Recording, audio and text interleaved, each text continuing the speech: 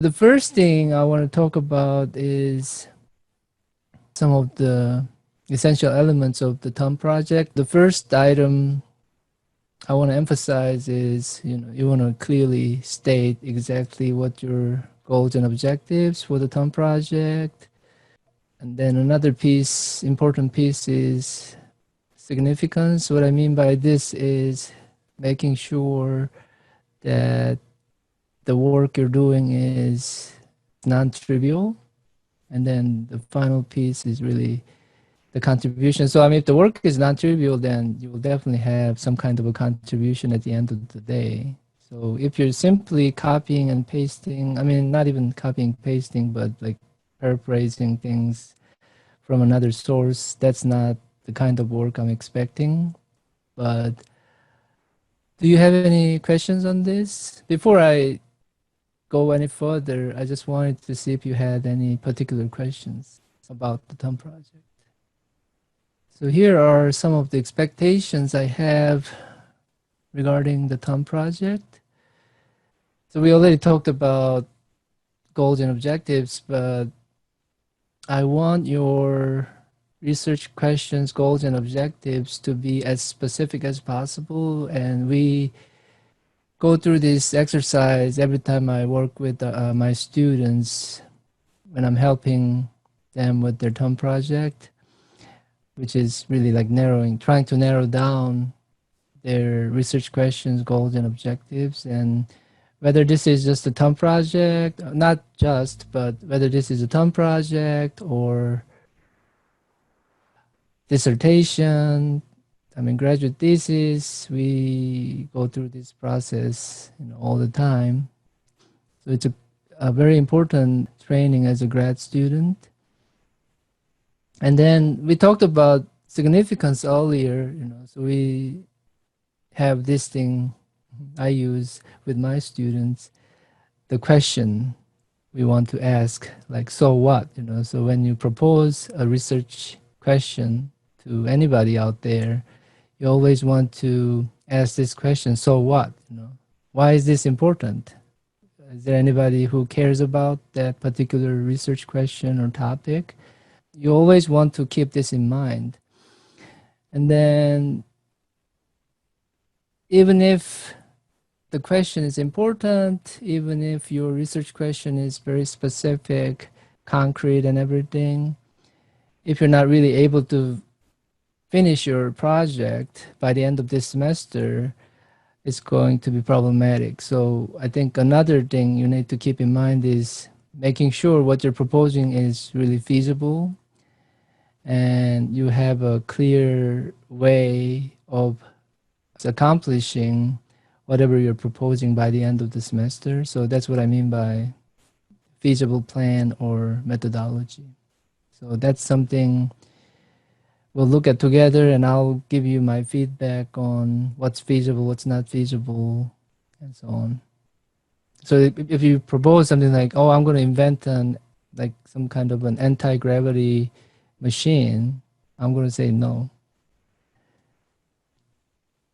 I don't really run into this too much. I mean, in my research, I definitely have to do this sometimes. There is something called the Institutional Review Board, or IRB, when your research deals with human subjects, especially when you do things like surveys and interviews and so on.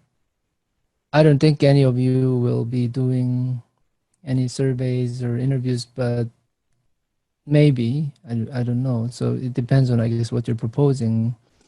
In that case, we may have to do this thing called IRB. It takes at least 2-3 weeks before you get any kind of approvals. So I guess you need to keep that in mind. Any questions so far? No? Okay.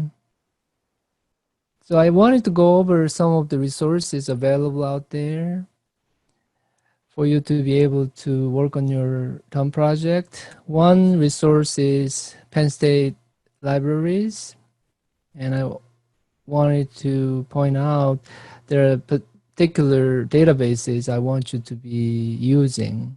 So things like IEEE Explorer, ACM Digital Library, Google Scholar, and so on. And let's go over there and take a look at it a little bit. So this is the library website, and I'm sure a lot of you have already visited this website before.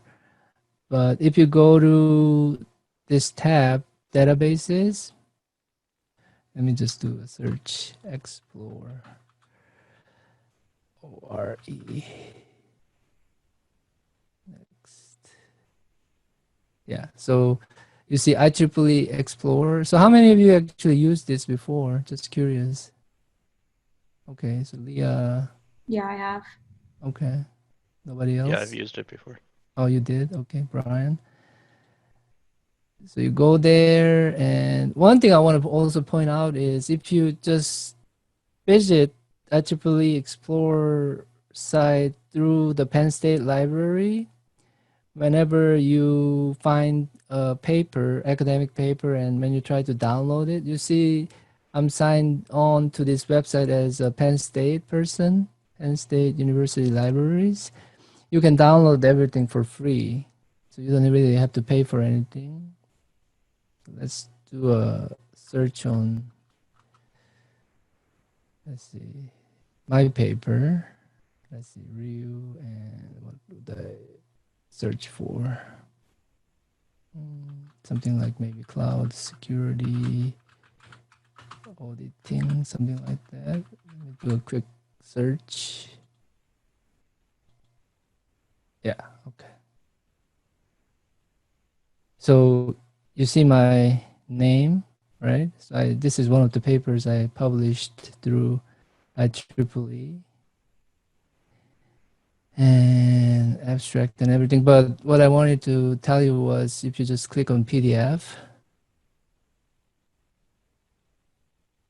So that's my paper, Cloud Security Auditing Challenges and Emerging Approaches, published a while ago. It was published.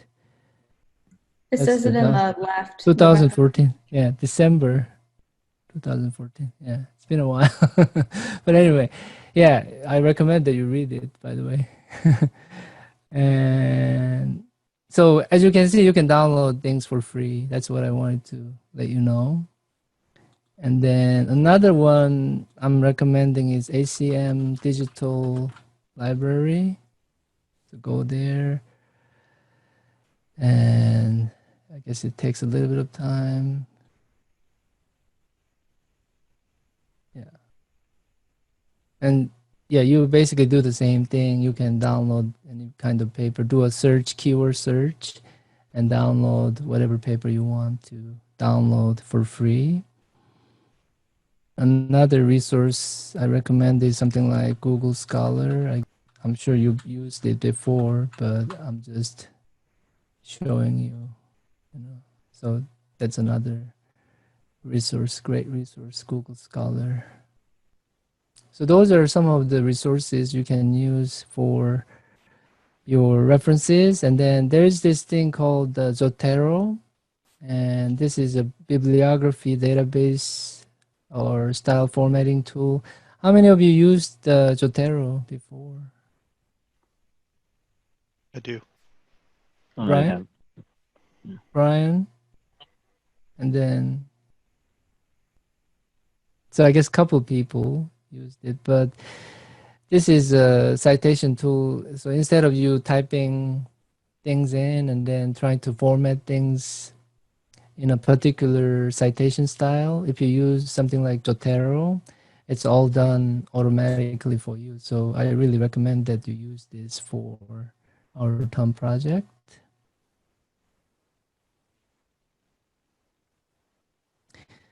And we're going to be using IEEE style in terms of your final product. So let me show you what I mean by that. Do you see this? So when you go to our TOM project Canvas page, we have a link to this template. And this is how we submit our papers to any kind of IEEE conferences and proceedings and so on. So I want you to practice using the template, and that's why I'm making you use the format.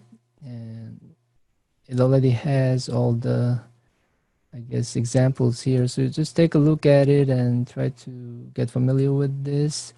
The main thing here is you have the title, author names, abstract, keywords, and then after that it's really all section headings and the content. And one of the things I want to see in your proposal is for you to use the template and then use the section headings, as you can see here, and give me some kind of an outline. So all the major section headings and your abstract completed as part of your deliverables. So any questions so far? Where is this located? Oh yeah, it's on Canvas. On Canvas, okay. Yeah, 1 second, let me show you. So if you go to yes, modules, Tom project. Yeah, so go to Tom project proposal, and then so I have a rubric for your Tom project too, but there is, let me see, Tom project overview. So you go to Tom project overview, and then right there, format. Yeah, under format, you see manuscript templates for conference proceedings. Oh, great. Yeah, click on that, and then multiple steps. But when you go As long as I there, can get to it. yeah, when you go there, you see this one, U.S. letter, right? So that's the template right there. You can download it. Yeah. It's all there. So that's what this is. And then let's see. IEEE is the format we're going to be using. So this is maybe one of the most important things you have to understand now because you're about to do your project. And I give you different options in terms of what you are going to be doing for the Tom project. You could do a survey paper, you could do a descriptive study, you could do a demonstration or demo, or you could be doing a case study or anything else. So I would say the sky is the limit in this case, as long as I approve it through your proposal process. So any questions about the project types here? And I do have some descriptions of exactly what I mean by a survey paper or descriptive study, demo, case study, and others. So I'll show you.